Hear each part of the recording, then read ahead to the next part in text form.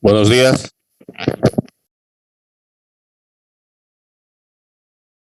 Buenos días, doctor. Buenos días, doctor. Buenos días, doctor. Buenos días, doctor.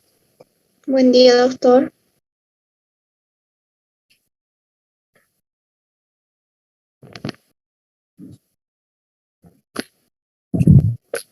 Continuaremos entonces con el tema de introducción a la investigación. Como habíamos ya visto la última clase, vamos a justificar desde el punto de vista normativo, de mandato, del perfil del ejercicio profesional y de la formación de posgrado, por qué es necesaria la investigación. Está escrito en la norma de la universidad.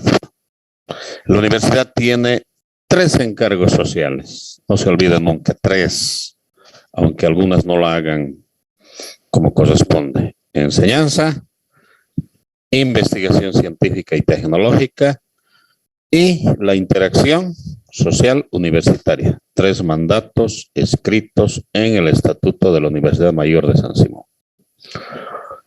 Las instituciones tienen planes de desarrollo, tienen planes estratégicos en el mediano, en el largo plazo.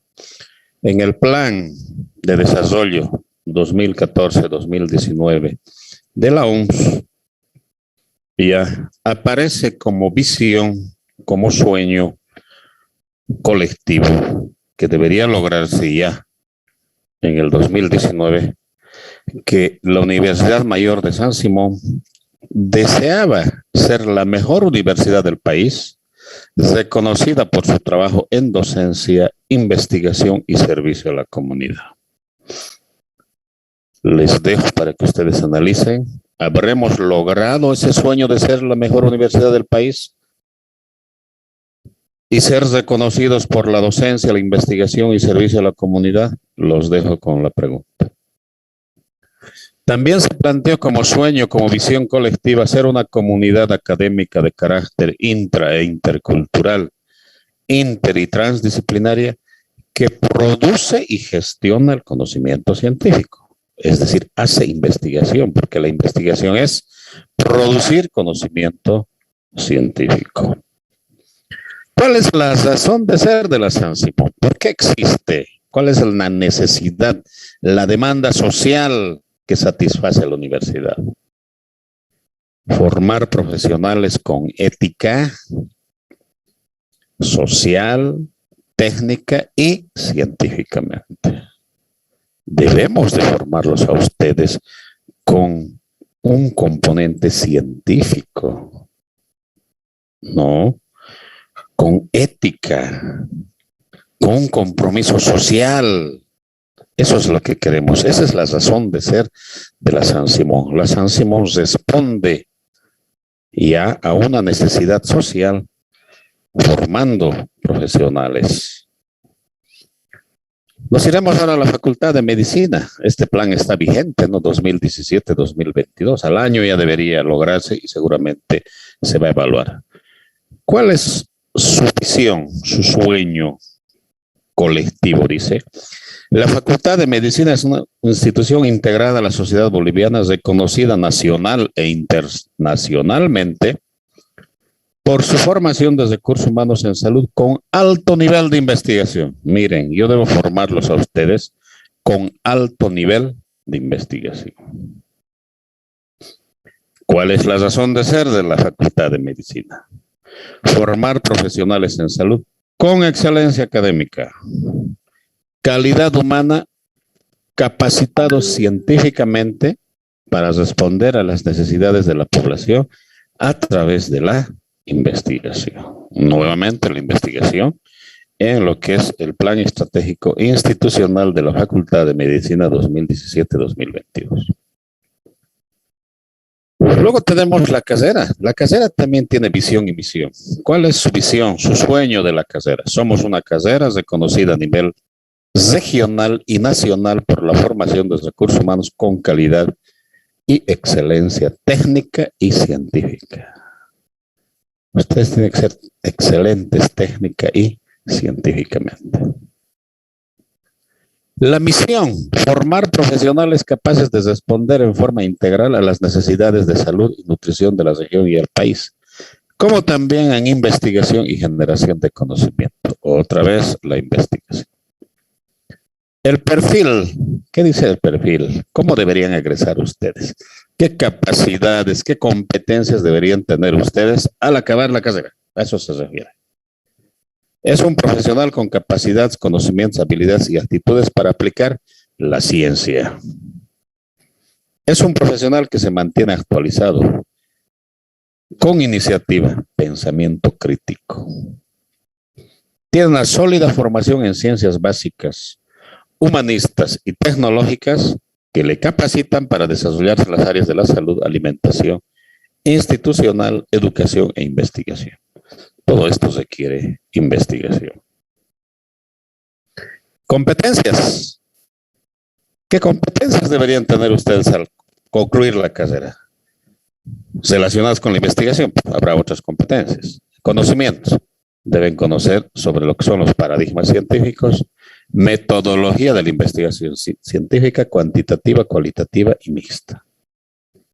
Todo esto lo vamos a llevar en el semestre siguiente y en este semestre también vamos a llevar algo de lo que es metodología cuantitativa.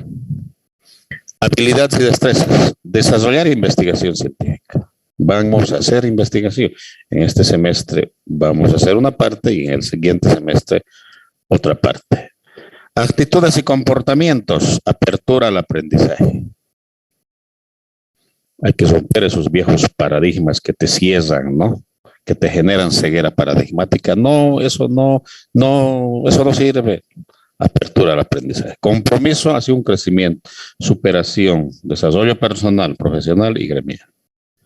Tolerancia y respeto por la cultura, los valores de los diferentes grupos étnicos y sociales del país. Apertura al aprendizaje. Apertura a nuevos paradigmas. Cuando egresen, ustedes van a necesitar elegir alguna de estas modalidades. Hay dos modalidades donde te van a pedir investigación. O vas a mostrar o vas a demostrar que sabes hacer investigación en la tesis de grado y en el trabajo dirigido. Cuando ustedes egresen de esta carrera y ejerzan su profesión, se van a dedicar, como les decía, gran parte de su vida a resolver problemas. Para resolver problemas tienen que tomar decisiones y esas decisiones tienen que ser informadas, con información. No es que me parece, es que yo creo, es que me han dicho. No, jóvenes, hay que tomar decisiones con información. ¿Y de dónde va a salir la información? De la investigación.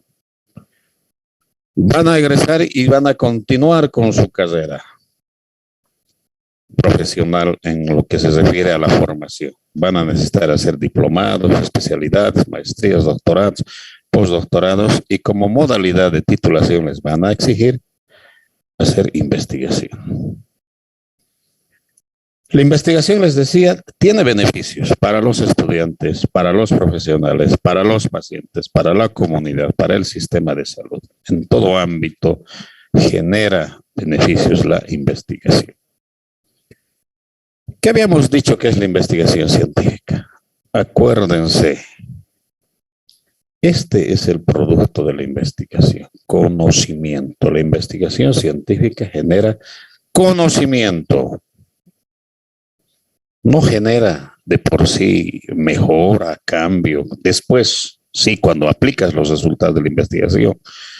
Pero en primera instancia la investigación produce conocimiento. ¿Para qué? Para resolver problemas. Primero, problemas de nuestra realidad. Los estudiantes no asisten a clase. Eso es un problema. Los docentes maltratan a los estudiantes. Es un problema. Los pacientes no quieren hacerse vacunar. Es un problema. Muchos casos de COVID. Para resolver esos problemas se hace la investigación. O para responder a preguntas de carácter científico. Nos preguntamos, ¿no? A veces, ¿se podrá volar? ¿Alguien se ha debido preguntar eso alguna vez? ¿Será que podemos volar? ¿Será que podemos colocar un medio de transporte en el aire para transportar gente rápidamente de un país a otro? pues han debido investigar, ¿no? Y de ahí se crearon seguramente los aviones, los helicópteros, etcétera. Entonces, te sirve para responder a interrogantes de carácter científico. ¿Será posible vacunar contra la COVID-19? Entonces, a investigar, pues buscaremos la vacuna. Y ahora tenemos las vacunas, ¿no ve? Esa es la investigación. También aquí hay otra definición que dice, es un proceso en el cual aplicas el método científico. ¿Para qué? Para obtener información relevante, fidedigna, para poder comprender, verificar, corregir o aplicar el conocimiento. ¿Cuántos tipos de investigaciones existen? 2. Científica, básica o pura. Esta investigación está orientada a responder las interrogantes de carácter científico. Su finalidad es ampliar y profundizar el conocimiento que se tiene de la realidad. Busca el conocimiento por el conocimiento, más allá de que si se puede aplicar o no se puede aplicar. Podría aplicarse o podría no aplicarse, pero ya tienes el conocimiento. No se hace esa investigación con la finalidad, les decía, de que puedas utilizar ese conocimiento de forma inmediata, tal vez en unos años. Busca descubrir leyes o principios básicos que regulan la realidad. Busca el progreso científico, y requiere bastante recurso económico y bastante especialización. Y además los resultados que emergen de esta investigación hacen posible a la investigación aplicada, que es esta. Esta investigación que busca resolver problemas, aplica el conocimiento puro que se obtiene de la investigación básica. ¿No? Resaltando, busca resolver problemas. Sus resultados se pueden aplicar inmediatamente. Se pueden. Dependerá de la decisión del técnico, del político, del gerente, del director. Se pueden aplicar inmediatamente y no requiere alta especialización y tecnológica. Y no es muy costosa. Es la investigación que vamos a hacer, la que hacen los tesistas, la que hacen los doctorantes, la que se hace en los establecimientos de salud como investigación operativa también. Diseños. Un diseño no es más que el camino que te va a conducir a lograr esto, el objetivo. Tienes tu problema, tu duda, te planteas un objetivo, ya, y en el camino estará el diseño. Entonces es el conjunto de métodos y técnicas que te permiten lograr el objetivo de investigación. No se olviden, el objetivo de investigación o el producto de investigación es conocimiento. Es una guía sobre cómo llevar a cabo la investigación. Te dice qué tienes que hacer, básicamente. Si vas a seleccionar a la gente por sorteo, no va a ser por sorteo. Si vas a tener un grupo de control o no vas a tener un grupo de control. Si vas a utilizar encuestas, vas a revisar documentos. Bueno, te va a decir prácticamente todo. Entonces, el diseño va a determinar qué, lo que les decía, los sujetos y las fuentes de información. ¿Vas a utilizar documentos o vas a utilizar personas? ¿Cómo vas a seleccionar a las personas? ¿Cuántos grupos de personas? ¿1 o 2? Selección de las unidades de análisis. ¿Cómo seleccionas a las personas, a las instituciones que van a ir a ser parte de tu investigación? Las técnicas y los instrumentos, harás encuestas, revisarás documentos, harás observaciones, harás entrevistas, etcétera. Te dice eso. Luego, cómo vas a analizar los datos y finalmente, cómo los vas a interpretar, los resultados que van a emerger de los datos. Aquí habíamos quedado. ¿Y cómo se clasifican los diseños? Los diseños se van a clasificar en 2 grandes grupos. Acá los he seleccionado, lo he resaltado en un cuadradito. La pregunta que nos va a permitir, o cuya respuesta nos va a permitir clasificar los diseños en observacional o en experimental, es que si existe intervención. Es decir, si yo voy a intervenir sobre los pacientes. Desde hoy vamos a hablar solo de pacientes, porque vamos a hacer investigación clínica epidemiológica, y la investigación clínica epidemiológica se hace en pacientes. Entonces, si yo voy a intervenir sobre el paciente, pero ahora la pregunta es, ¿pero qué es intervenir? Si voy a modificar algo en el paciente, a eso se refiere. Si el paciente fuma, si voy a modificar ese hábito de fumar que tiene, estoy interviniendo.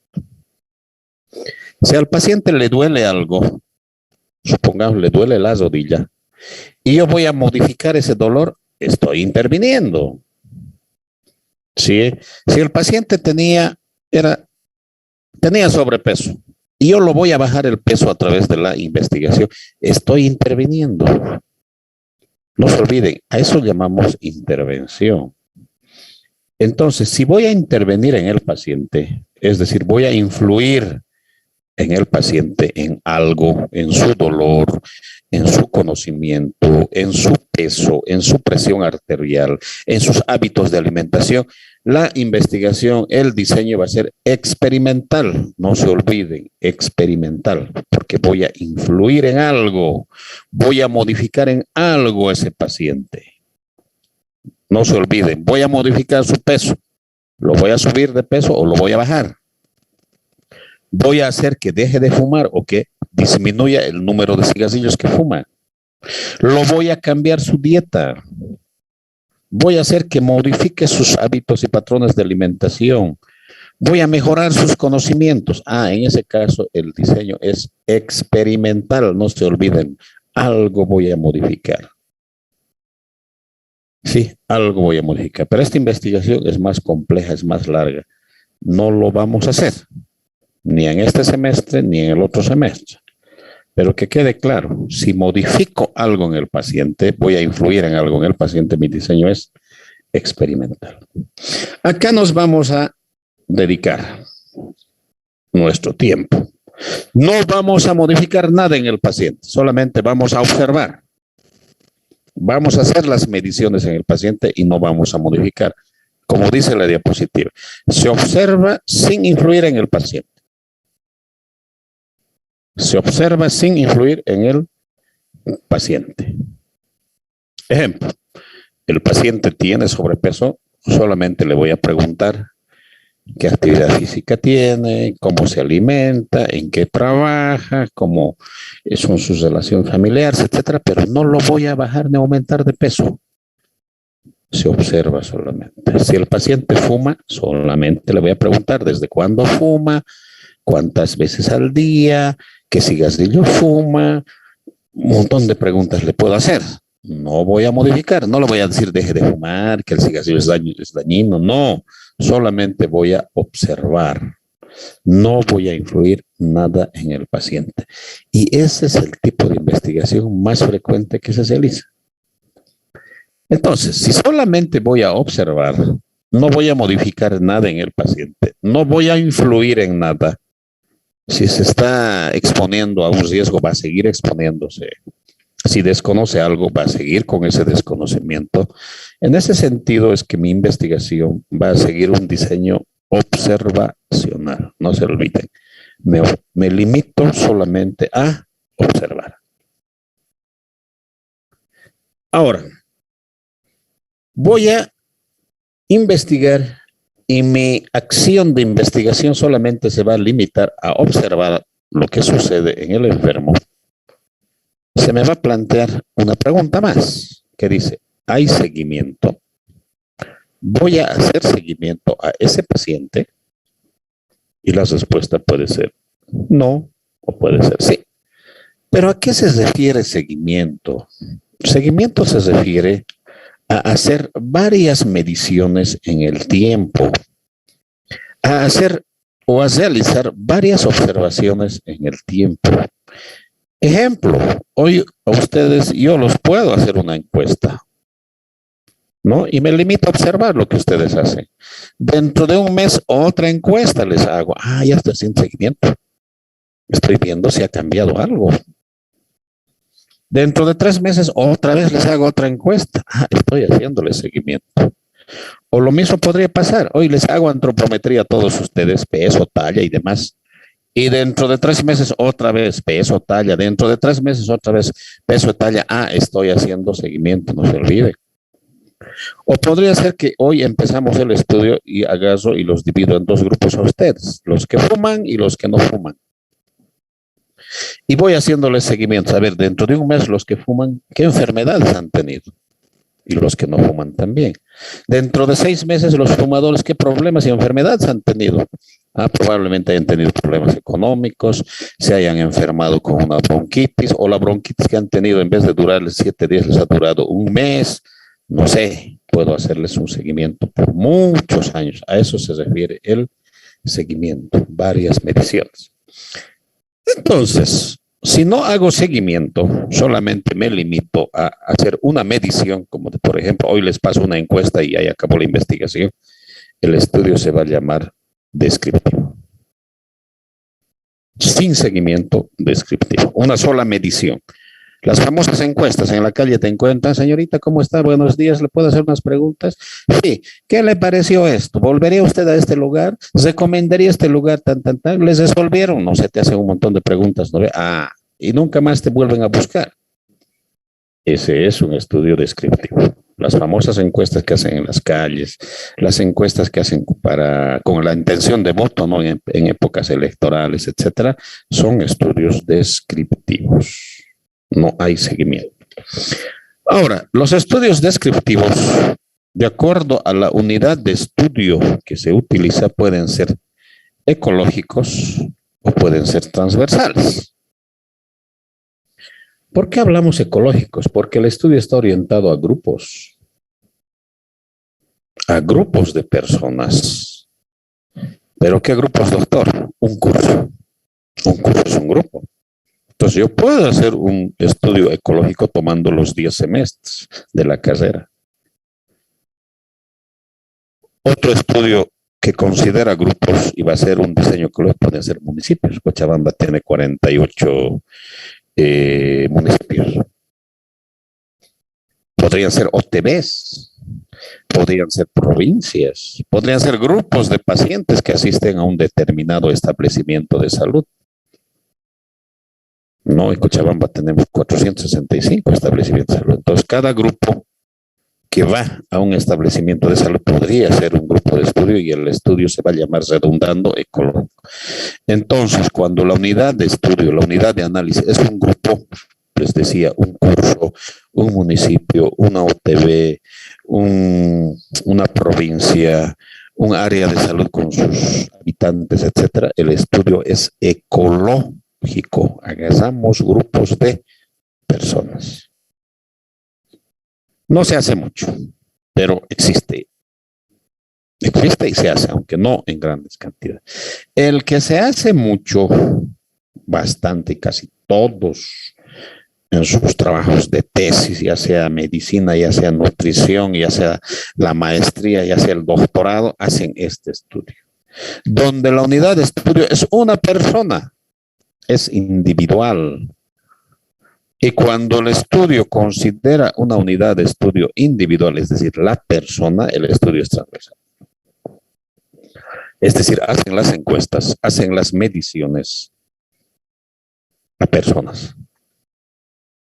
Lo que sucede en la calle, les decía, te encuentran y te hacen una encuesta, ¿no?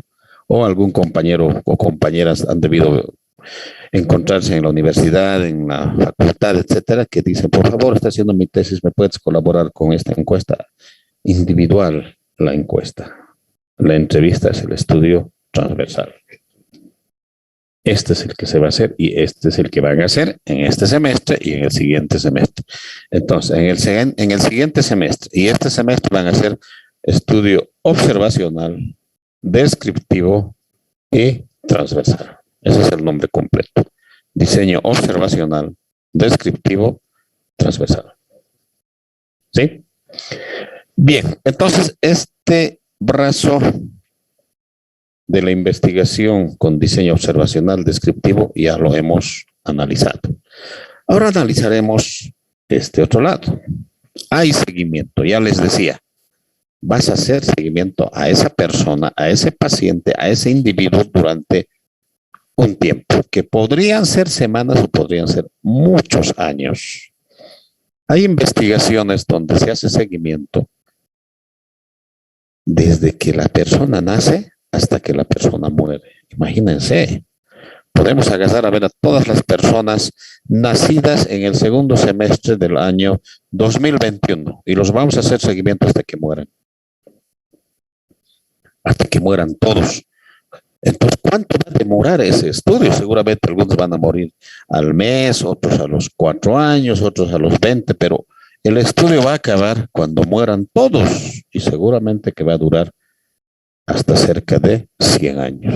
Entonces, miren, seguimiento por 100 años. Y se han hecho estudios en medicina, hay bastantes, sobre todo para evaluar el efecto de ciertas conductas. Por ejemplo, el sedentarismo, la obesidad, etcétera. Esos estudios duran años. Por ejemplo, para ver si una vacuna realmente es efectiva, se necesitan entre 15 y 30 años de estudio. Pero alguien dirá, y doctor, pero ahora, ¿por qué la COVID se recién ha aparecido el 2019 y ahora ya lo están aplicando? Es que es una necesidad. Pero debería durar un estudio entre 15 y 30 años de vacunas para saber si efectivamente sirven las vacunas. Entonces, el seguimiento, les decía, puede durar semanas a años. Son largos. ¿Y qué vamos a hacer en ese tiempo de seguimiento? Mediciones. Vas a medir qué enfermedades tienen, si ha modificado su conducta, si su peso ha variado, si su presión ha aumentado o bajado, no sé qué. Todo lo que ustedes quieran estudiar, tienen que hacer las mediciones. Cuando se hacen mediciones repetidas, es decir, hacemos seguimiento, el estudio se llama analítico. Analítico. ¿Sí? Analítico, no se olviden, analítico, de hacer seguimiento. Bueno, entonces quiere decir que va a haber un antes y un después. El antes, no tenías nada, pero fumabas. El después, seguías fumando, pero tenías cáncer de pulmón. Analítico. Bien. Ahora, estos estudios analíticos, por la dirección de la investigación o de la búsqueda de datos, se va a clasificar en dos. Si vamos a hacer seguimiento hacia el pasado, es decir, a ver, hoy te encuentro a vos, vas a entrar a mi investigación con ustedes y les pregunto en el pasado, a ver, sobre el alcohol, les puedo preguntar, a ver, ¿desde cuándo toman alcohol? ¿Con quiénes han empezado a tomar? ¿Qué alcohol han tomado? Puedo preguntarles, pero sobre el pasado. Entonces, si voy a indagar sobre hechos sucedidos en el pasado, el estudio es retrospectivo. Retro, atrás, facilito de darse cuenta. Y el estudio que representa a los retrospectivos es el casos y controles. No se olviden, casos y controles. Han buscado ustedes este estudio para la tarea anterior. Entonces, casos y controles hacia el pasado. Retrospectivo, voy a indagar sobre hechos pasados. ¿Has fumado? ¿Qué fumabas? ¿Cuántos cigarrillos? ¿Con quiénes fumabas? ¿De dónde conseguías el cigarrillo? Eso. Sobre cualquier cosa puedo indagar. Pero también puedo indagar hacia el futuro. Entonces voy a hacer seguimiento hacia el futuro. Hoy empezamos con el estudio y voy a hacer seguimiento durante los siguientes 5 años o 5 semanas o 5 meses para ver qué va sucediendo. Si hoy fumabas 2 cigarrillos, voy a hacerte un seguimiento para ver si dentro de un mes sigues fumando 2, tal vez ya fumas 3 o 5, tal vez ya no fumas, si has cambiado de cigarrillo, no sé. Entonces puedo hacerte un seguimiento hacia el futuro. Si te hago seguimiento hacia el futuro para indagar qué es lo que va a suceder con el fenómeno, con el objeto de investigación, el estudio es de cohorte. Y no me digan que está mal ya. Algunos, doctor, ha escrito mal corte, lo ha hecho con H intermedia. No está mal escrito, así se escribe. No estoy hablando de corte, de cortar. Estoy hablando de corte en el sentido que se refiere a un grupo de personas a quienes hacemos seguimiento. Tampoco en el examen, no corte, así de cortar, corte. No, es cohorte. Entonces, si voy a hacer un seguimiento hacia el futuro, el estudio será de cohorte. Si voy a indagar hacia el pasado, el estudio será de casos y controles. Se los he puesto remarcadito porque esta es la investigación. investigación que se hace y seguro que la van a hacer con mucha frecuencia hasta en sus tesis. Aquí para egresar de la carrera de especialidad, de maestría, incluso tal vez hasta de doctorado, ¿no? Pero con una profundidad ya más marcada.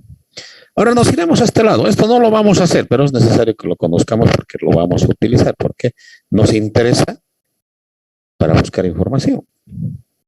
Nos interesa para buscar información. Ejemplo, a ver, no sé si era en este grupo, no era en este grupo, ¿no? Alguien me habló del kefir y me dijo que el kefir es bueno, que hay evidencia científica, que respalda, que es útil. No era en este grupo, creo que era en el sexto. Entonces, si voy a modificar algo en el paciente, voy a influir, voy a cambiar algo en el paciente, les decía, si le duele, lo voy a bajar su dolor. Si estaba inflamado, voy a bajar esa inflamación. Si está con sobrepeso, tal vez lo voy a bajar de peso. Si desconoce algo, lo voy a capacitar y voy a mejorar sus conocimientos. Algo voy a hacer, pero voy a influir en el paciente. Voy a manipular las variables, si se quiere. En ese caso, mi estudio es experimental, no se olviden. Experimental va a ser mi estudio. Porque voy a influir en algo. Ahora, este estudio experimental, de acuerdo a dos variables, la aleatorización y la existencia o no de un grupo de control, se va a clasificar en dos grupos. Experimental y casi o cuasi experimental. ¿En qué sentido va a ser experimental? Cuando tenga aleatorización y control, y grupo de control. Si tiene los dos, tiene aleatorización y grupo de control, se va a llamar experimental. Aleatorización significa, por si acaso, azar.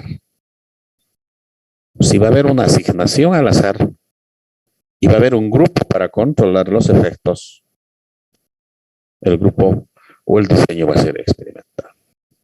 Pero si por el contrario va a tener aleatorización, pero no va a tener grupo de control, es cuasi experimental. O puede ser al revés, va a tener grupo de control, pero no va a tener aleatorización, va a ser cuasi experimental.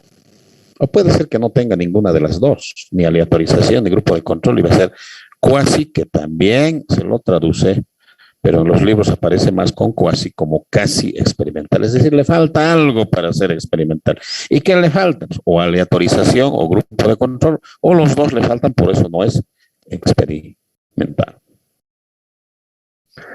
¿Ya?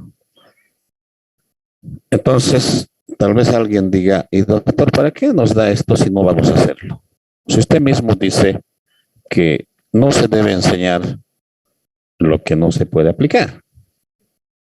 Y yo les voy a responder y decir, sí se puede aplicar. Aunque no hagas esto, te va a servir. ¿Sabes por qué? Porque vas a buscar, si tú quieres saber si el kefir sirve o no sirve, no buscarás un estudio descriptivo, uno casos y controles, uno de corte. No, vas a perder tu tiempo porque estos estudios no evalúan efectividad de intervención. Esto sí. Entonces buscarás un estudio experimental. Y si un estudio experimental te dice el kefir sirve para esto, créelo. Créelo. Pero si hagas un estudio descriptivo y dices, se realizó un estudio descriptivo en 5,000 estudiantes de la carrera de la Universidad Mayor de San Simón y se demostró que el kefir es útil, no le creas, estás perdiendo tu tiempo. No sirve, porque el estudio descriptivo no puede evaluar efectividad. Eso ténganlo en cuenta. Ustedes cuando vayan a un congreso, cuando vayan a una mesa redonda, cuando tengan una discusión con alguna colega para decir esto sirve, esto no sirve, no busquen esto, busquen esto. Busquen un estudio experimental y digan, según un estudio experimental realizado no sé dónde, el kefir es bueno. Con eso has debatido a todos, todos calladitos se van a quedar. Si alguien dice, hemos revisado y hemos hecho un estudio descriptivo, no sirve, jóvenes, no sirve.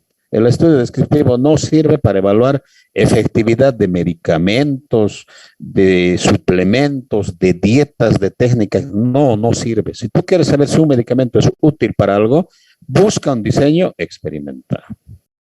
Si tú quieres saber que el sulfato ferroso es bueno para tratar y prevenir la anemia, no busques ni descriptivos, ni casos y controles, ni cortes. No, busca un estudio experimental. De ahí viene la utilidad práctica. Y no vayas a un debate, a una visita médica, a una conferencia, si se quiere, sin tener la evidencia. Y la evidencia científica para efecto, para beneficio, para efectividad, es el diseño experimental. No puedes ir a discutir que el kefir es bueno con un estudio descriptivo. Claro, si la gente con la cual estás discutiendo no conoce de investigación, te va a aceptar y te va a creer, pero tú estarías haciendo algo malo. El estudio descriptivo no te evalúa efecto, beneficio, etcétera. Bueno, con esto acabamos entonces este otro tema. Nos daremos un minutito, o se va a cortar esto, les voy a mandar enseguida el enlace y empezamos con los estudios descriptivos transversales. Bien, estén preparando preguntas. Enseguida les envío el siguiente enlace. ¿No me han escuchado? Está bien, doctor. Pensé que estaba mi micrófono inactivo.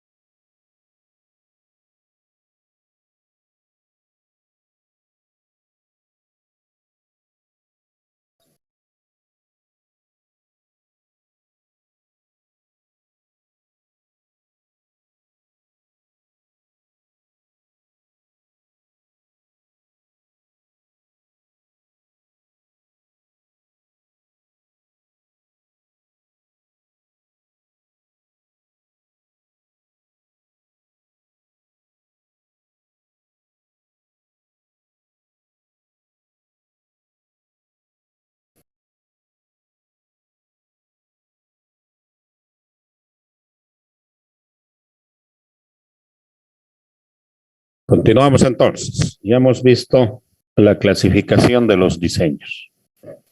Dos grandes grupos: observacional, sin intervenir, sin modificar, sin cambiar nada en el paciente, y el experimental, donde vamos a cambiar, vamos a modificar, vamos a influir, vamos a manipular las variables. ¿Alguna pregunta hasta acá?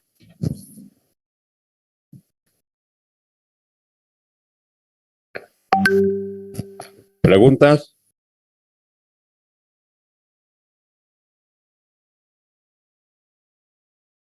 Doctor, yo tengo una pregunta, pero, perdón, en el diseño observacional, en el descriptivo, los grupos ecológicos, usted nos dijo que se hace a grupos específicos, ¿verdad? ¿Y qué significa el ecológico o es solamente el nombre? A ver, ¿qué significa ecológico? Te planteo la misma pregunta. ¿Qué significa ecología? Natural. Ecología, perdón. Ecología, naturaleza, algo que es natural. ¿Mm? ¿Qué existe en un contexto ecológico?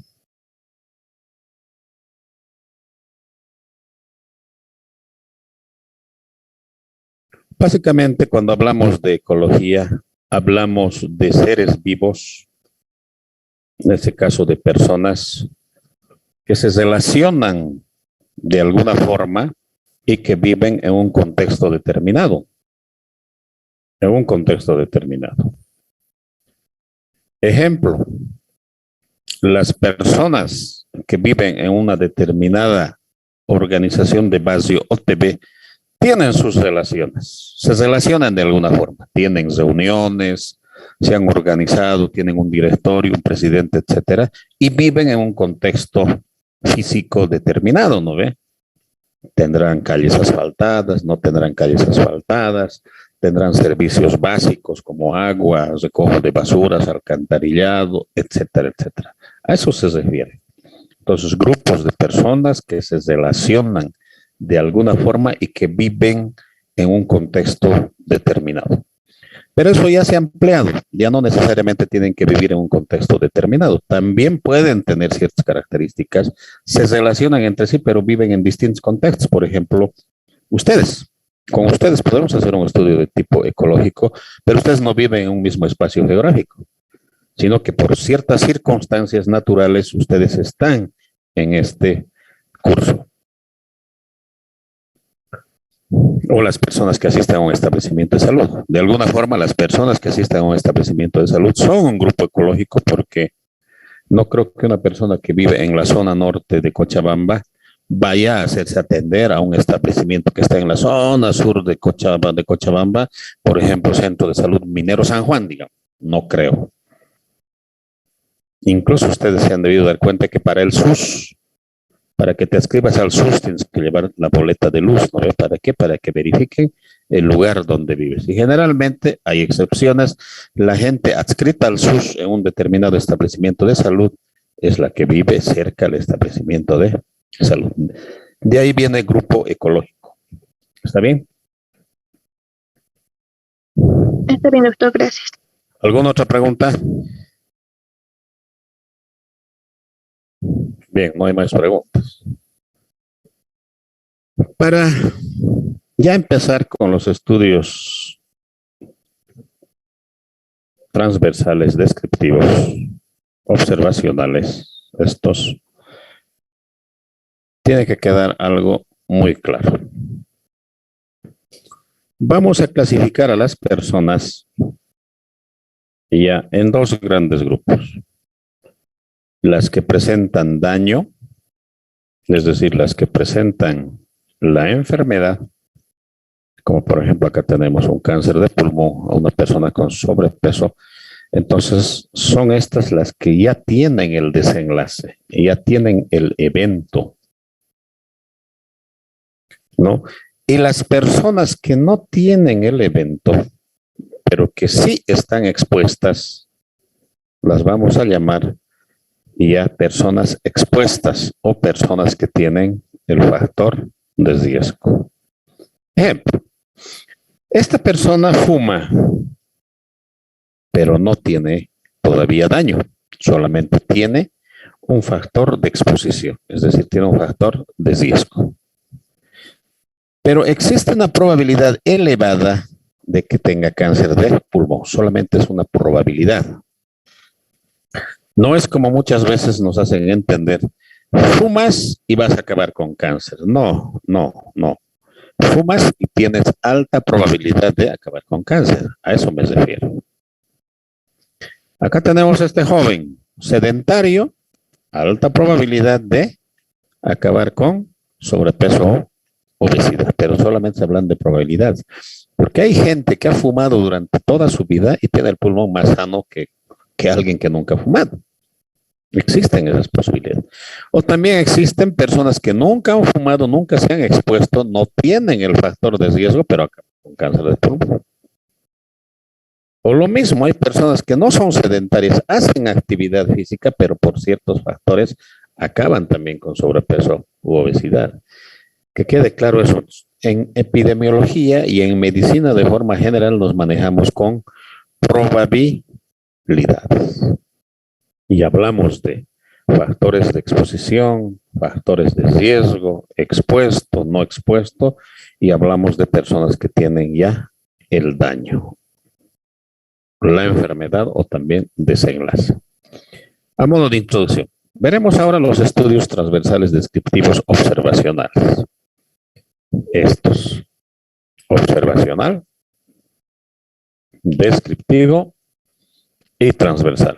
Les dije que no vamos a ver esto, porque muy poca investigación se hace sobre grupos ecológicos. Entonces estamos viendo diseño observacional, descriptivo, transversal. Después vamos a ver observacional, retrospectivo, casos y controles. Observacional, prospectivo, corte. Y luego experimental y cuasi experimental.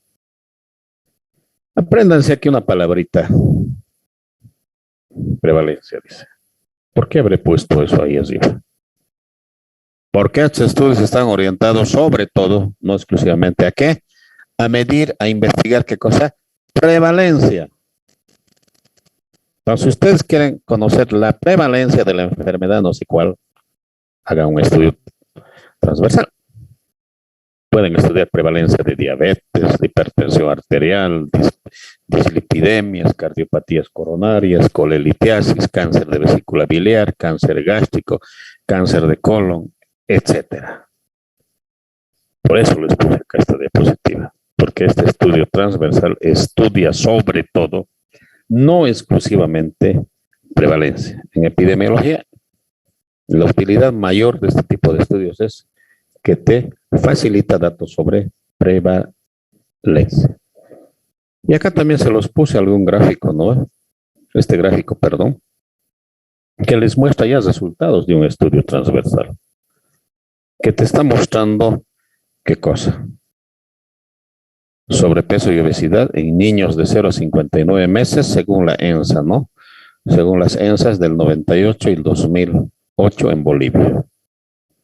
Y los ha clasificado en dos categorías, sobrepeso y obesidad, y los porcentajes, a modo de información. A ver, ¿qué características prácticas tiene este estudio o este diseño transversal, descriptivo, observacional? Se denominan de prevalencia. Ya les dije por qué. Porque te miden prevalencia. El semestre pasado hemos visto que era la prevalencia y la incidencia. Prevalencia de forma general, número de casos nuevos o antiguos de una determinada enfermedad en una determinada población, en un determinado espacio geográfico y en un determinado tiempo.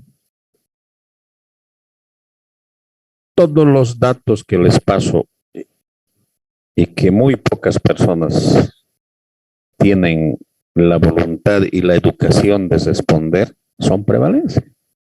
¿Se acuerdan? Todos los días en la noche a partir de las 7 les paso tantos casos, ¿no ve? Y tantos fallecidos. Eso es prevalencia. Eso es prevalencia. Sí, todos los días entonces el dato que les paso, ayer creo que eran 53 casos, creo, no me acuerdo bien. Eso es prevalencia. Casos nuevos y antiguos. Perdón, todos esos son nuevos, perdón, porque se han presentado en el día, son solamente casos nuevos, pero es prevalencia. Y ya les había dicho, son observacionales y descriptivos. Esto también está claro. Observacionales y descriptivos. ¿Por qué observacional? No voy a influir nada en los pacientes. ¿Por qué descriptivo? Voy a describir lo que sucede con el paciente y sin hacer seguimiento. Determinan la frecuencia de uno o varios factores de exposición.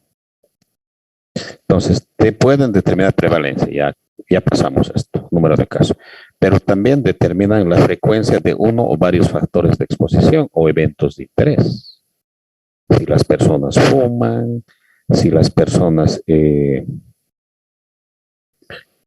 son sedentarias, si las personas consumen alcohol, si las personas tienen conocimiento de algo, etcétera, como factor de exposición o también como evento. ¿Cuántas personas son obesas? ¿Cuántas personas tienen dislipidemia? ¿Cuántas personas tienen COVID-19? ¿Cuántas personas son anémicas? Etcétera. Eso te está diciendo esto. Te determina la frecuencia. Cuando hablamos de frecuencia, ¿de qué hablamos? El semestre pasado también vimos eso, estamos hablando de cantidad. Entonces, estos estudios de prevalencia van a determinar la frecuencia, es decir, la cantidad de uno o varios factores de exposición. Les decía, factores de exposición, ¿cuáles eran? Estos eran los factores de exposición. Si la gente fuma, si la gente es sedentaria, si la gente consume dietas ricas en esto, si la persona conoce, desconoce, esto determina factores de exposición, factores de riesgo. También determina esto, el desenlace ya, el daño, cuántos enfermos con cáncer de pulmón, cuántos con sobrepeso, cuántos con obesidad, etcétera. A eso te estás refiriendo esto. Y al mismo tiempo,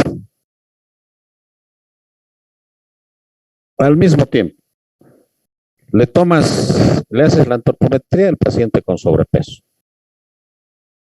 y has determinado el evento, ¿no? Y le preguntas, ¿usted desarrolla actividad física? No, solo lo habitual. Sedentario más. Entonces, ¿qué estás identificando? Los factores de riesgo de exposición y el evento al mismo tiempo. Sí, al mismo tiempo. Encuentras un paciente con cáncer de pulmón. ¿Usted fuma? Sí, hace 20 años, 2 cajetillas por día.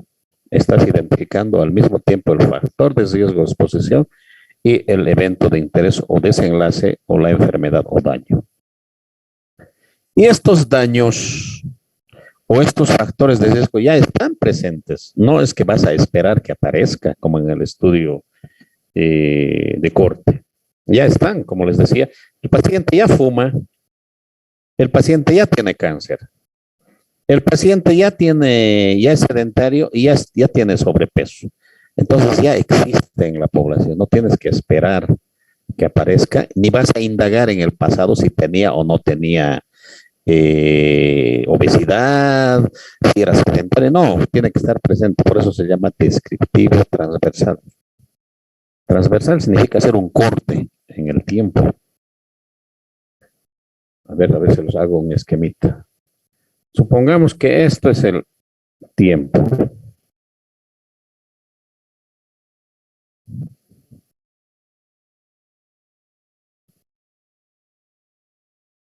Ahí está la flechita. Este es el tiempo. Entonces, ¿por qué se llama transversal? Porque tú haces un corte en el tiempo. Supongamos acá. Sí, y ahí haces la investigación. Por eso decimos, el evento tiene que estar. Entonces, hago un corte y ahí está la investigación transversal. Entonces, lo que estamos haciendo es, estamos investigando lo que existe en ese momento del tiempo. Eso estamos haciendo.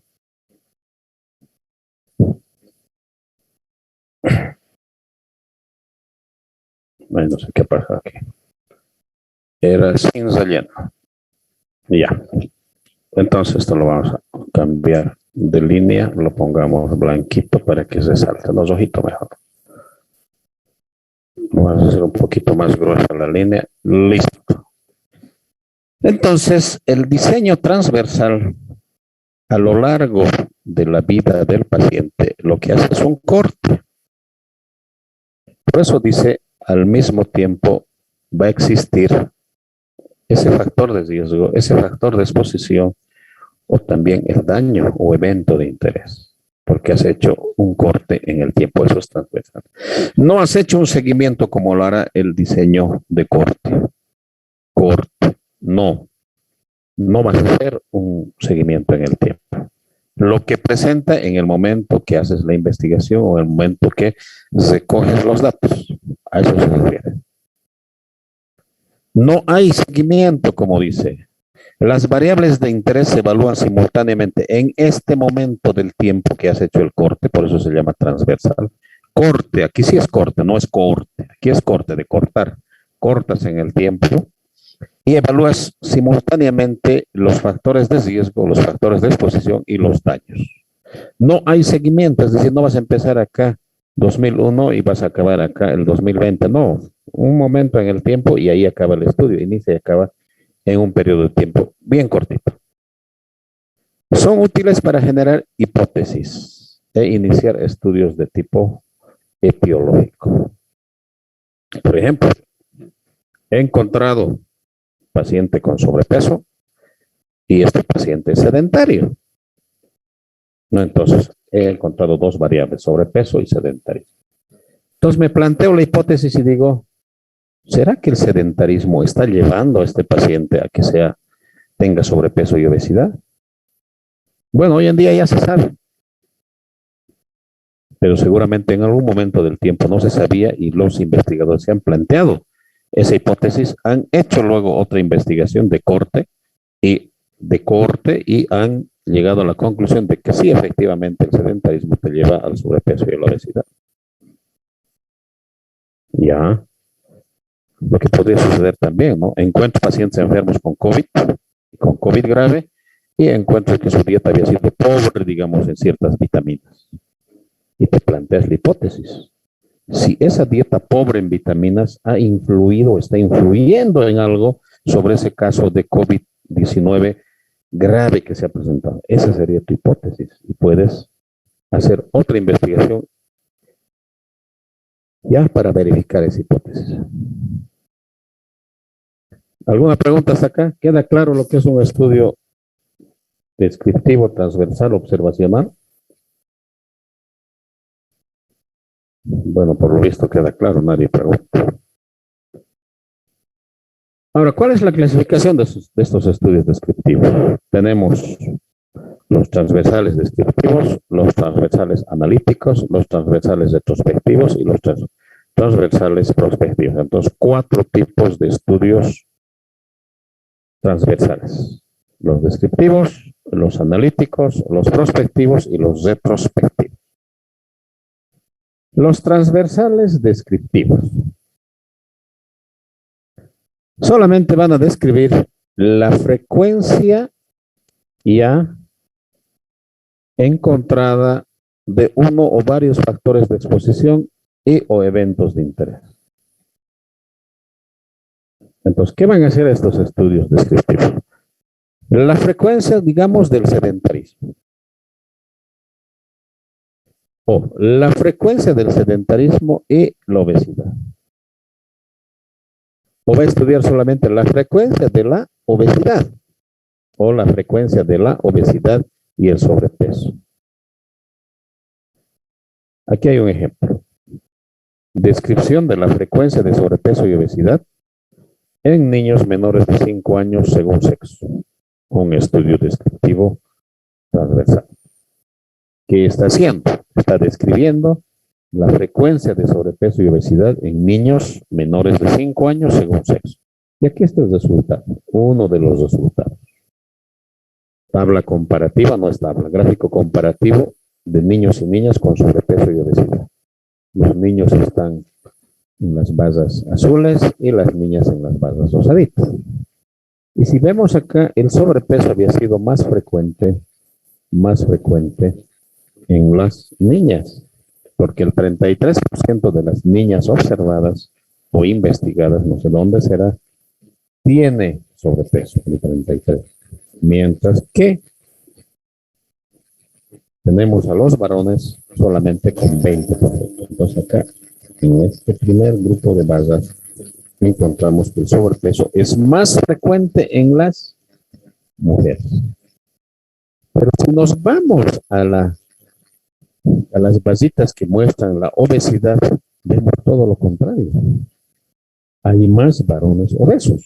El 27% de los niños menores de 5 años son obesos, mientras que solamente el 20% de la mujer.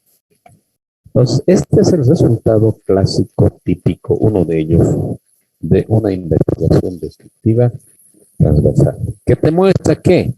Frecuencia. ¿Frecuencia de qué? De factores de exposición o eventos de interés. En este caso nos está mostrando de un evento de interés. ¿Y cuál es el evento de interés? Sobrepeso y obesidad. ¿Está bien? Los analíticos. ¿Cómo es complejo? Ya no veo. Analítico. El estudio transversal analítico, esto te muestra. No se olviden. Este estudio solamente te dice hay sobrepeso y obesidad y es más frecuente, el sobrepeso es más frecuente en mujeres y la obesidad es más frecuente en varones. Eso nomás no está diciendo que hay asociación. No confundan. A veces pensamos, ¿no? Y decimos, vemos estas pasitas y decimos, no, el sobrepeso está relacionado con el sexo porque las mujeres tienen más sobrepeso. Y también, ¿no? La obesidad está relacionada con el sexo porque los hombres tienen más obesidad. No, no es así. Aquí solamente te dice cuán frecuente es. Porque para que tú digas, estás relacionado con el sexo, tienes que hacer un estudio analítico. ¿Y qué es hacer un estudio analítico? Tienes que conseguir datos sobre el daño, en este caso el daño síndrome de Down y el factor y vas a buscar si existe relación o no en este factor de riesgo que tú has identificado o has planteado como hipótesis. Tienes que verificar. A ver, ¿qué dice la definición? Se obtiene simultáneamente información sobre qué? Factores de exposición, ¿ya? Y se compara con la prevalencia del evento. En este caso, queremos ver si existe relación entre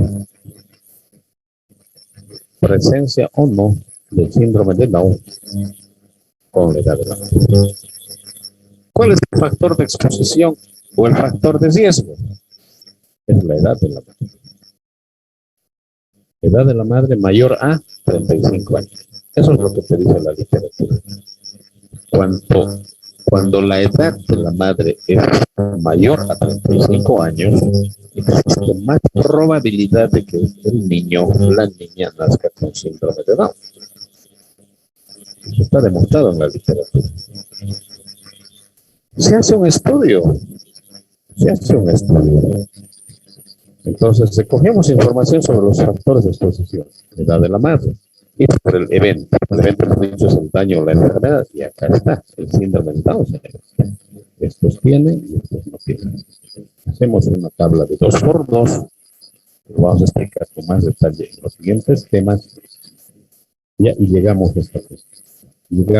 a esta tablita. 630 madres estudiadas, de las cuales 149 eran de 5 años, 400 no, edad mayor a 35 años, igual o menor a 35 años, se presentaron 90 niños con síndrome de Down, 540 sin Down, y esta columna es la que me interesa. De los 90 niños que tenían síndrome de Down, 41 tenían ya madre, la madre mayor, como la edad mayor a 48. Y 49 tenían una edad igual o menor a 35 años. Entonces, si vemos esta tabla, probablemente no nos diga mucho. Pero, doctor, incluso acá, mire, de todas las mamás, de todos los niños que tienen Down, que son 90, incluso el número de mujeres que tienen síndrome de Down, hijos que han dado hijos con Down, es menor. Cualquiera diría que es al revés, ¿no? Está presentándose menor número de casos de síndrome de Down ya en mujeres mayores de 35 años, que son 41. Y más casos de Down, es 49, en mujeres que tienen 35 o menos años. Alguien diría, no, no es cierto, la edad del cuerpo. Tienes que calcular la frecuencia con los puestos. Es decir, tienes que dividir 41 entre 149 y 49 entre 431. Ahí se te va a dar ya la explicación más racional, porque así como estamos avanzando, más presentan Down en mujeres menores de 35 años, porque tienen 35 años. Aquí está doctor su tabla, dice, pero no es la forma de verlo. La forma de verlo es que dividas 41 entre 149 y ahí te va a salir la frecuencia de 28%. 49 entre 481, ahí te va a salir la frecuencia de 10%. Entonces, ¿qué te está diciendo esta tabla? De que la frecuencia del síndrome de Down es 3 veces mayor en las madres que tienen edades mayores. Y segurito que se le...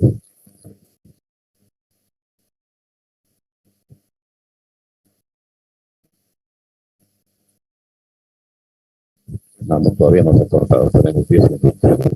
Y seguro que si lo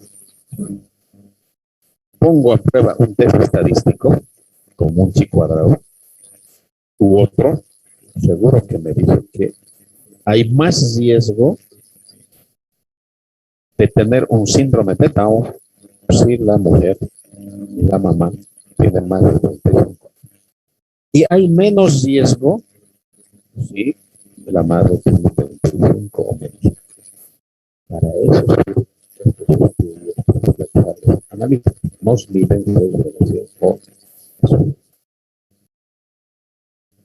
Entonces, no es decir nomás, no, es que estás relacionado, no, tienes que hacer un estudio, tienes que construir esta tablita, y a partir de esta tablita podrás calcular las frecuencias de ambos grupos, podrás calcular el chi cuadrado, podrás calcular el riesgo relativo, el riesgo absoluto, podrás calcular intervalos de confianza, etcétera, etcétera, que sí efectivamente te van a demostrar que existe asociación o relación entre edad mayor a 35 años de la madre y la presencia de síndrome de Down.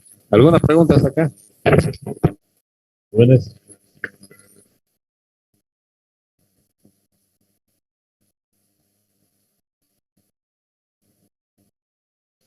Doctor, ¿existe algún límite de encuestados? A las personas a las cuales se les van a hacer las encuestas, ¿existe algún límite o mínimo o máximo de personas? No hay. Todo depende de la población donde vas a hacer el estudio y aplicas fórmulas.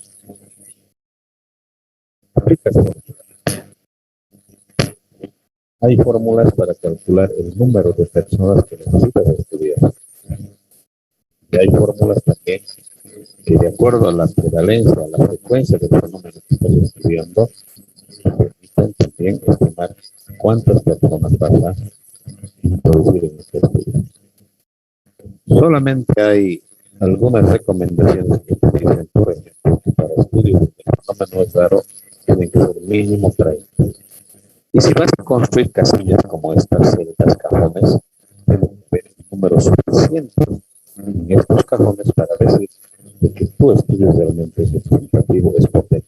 Porque te puede salir cero en aquí, con eso no puedes resultar. Hay recomendaciones, pero no hay que decir mínimo Máximo 200, no, puedes hacer tu estudio con miles, o puedes hacer un estudio con 30, con 40, dependerá del fenómeno que estás. Hay fenómenos raros, hay fenómenos, hay fenómenos tan frecuentes que donde sí puedes meter un montón de gente, pero hay fenómenos raros donde puedes meter apenas 30, 40, pero si estos cajones, como yo lo digo, quedan con menos de 5, con 2, con 3, pues, no te van a salvar. ¿Ya? Todo depende del fenómeno y de la población. ¿Alguna otra pregunta?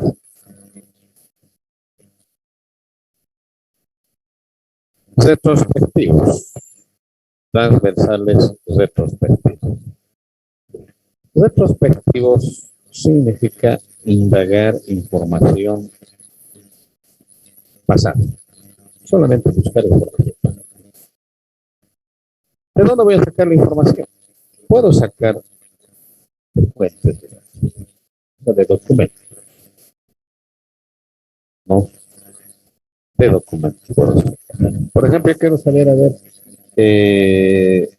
ver, el año pasado estuvimos en cuarentenas rígidas, los hospitales cerrados. Quiero saber con cuánto de peso han nacido los niños en el hospital. Peso promedio. Póngase tú a hacer 2020. ¿De dónde sacó los datos? El director seguro que lo sabe. ¿Qué se va a acordar de los 3,000 y tantos niños que nacen en el hospital? Pues se va a acordar de eso.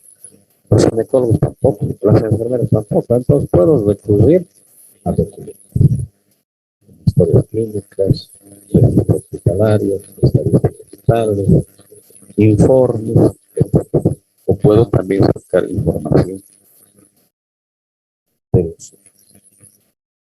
No, pero en este caso, ningún sujeto tendrá en su mente el peso de los 3,000 que han nacido el año pasado, ¿no? Pero sí podré sacar información del año pasado, por ejemplo, preguntándoles a las mamás cómo era la atención en los hospitales. ¿Se podía acceder o no se podía acceder? Entonces me dirán, mire, el año pasado en la cuarentena, yo tuve a mi hijito que estaba con diarrea, fui al hospital, no me quisieron. Estaban encerrados allá adentro, se habían puesto candados, se habían puesto nylons en la puerta, no nos querían atender. Hola, sí. Disculpe, doctor, que le interrumpa, pero lo escucho muy bajito y entrecortado. No sé si soy la única que está escuchando así. No sé, yo estoy hablando con un volumen normal. ¿Qué dice el resto?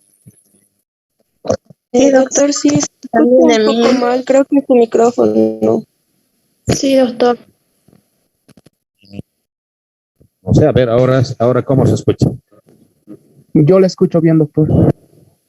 Bueno, ya vamos a acabar. Bueno, de todas maneras voy a recalcar lo que les decía.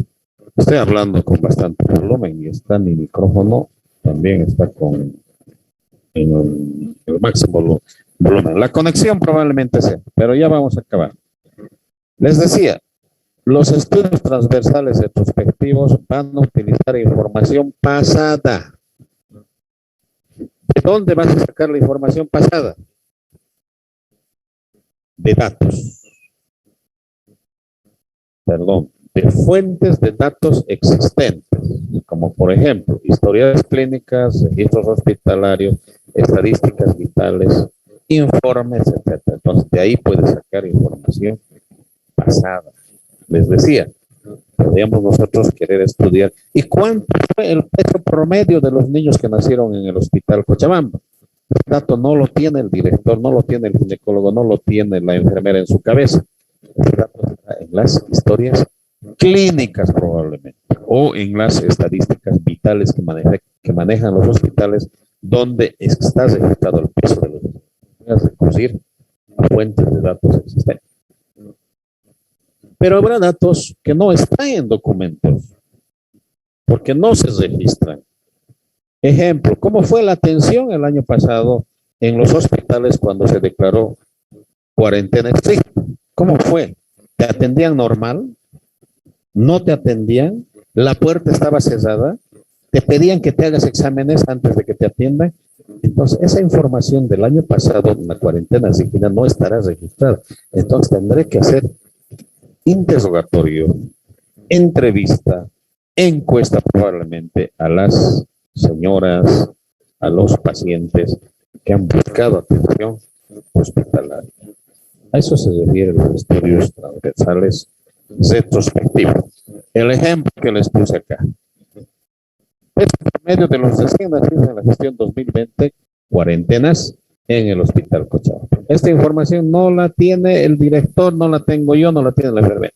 Esta información está en las historias clínicas y es un hecho pasado, 2020, por eso se llama retrospectivo.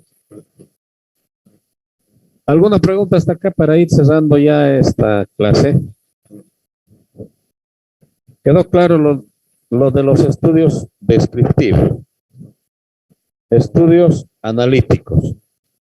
Descriptivo describe la frecuencia de lo encontrado. ¿Frecuencia encontrada de qué? Factores de riesgo o factores de exposición. ¿Frecuencia encontrada de qué? De daño o evento de interés. Los transversales analíticos son descriptivos, transversales, pero la diferencia es de que estos estudios establecen relación o asociación. Entonces, obligatoriamente necesitas datos de qué?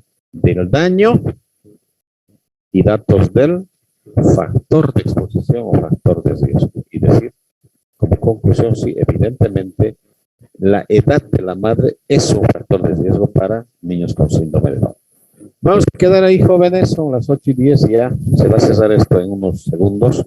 Nos vemos el día miércoles. El miércoles vamos a dar, sí es miércoles, ¿no? No, perdón, me estoy confundiendo. Hoy es martes. No, continuamos nomás el jueves con las clases. Me estoy confundiendo con otra materia. Nos vemos entonces el jueves, jóvenes. Que tengan un feliz día.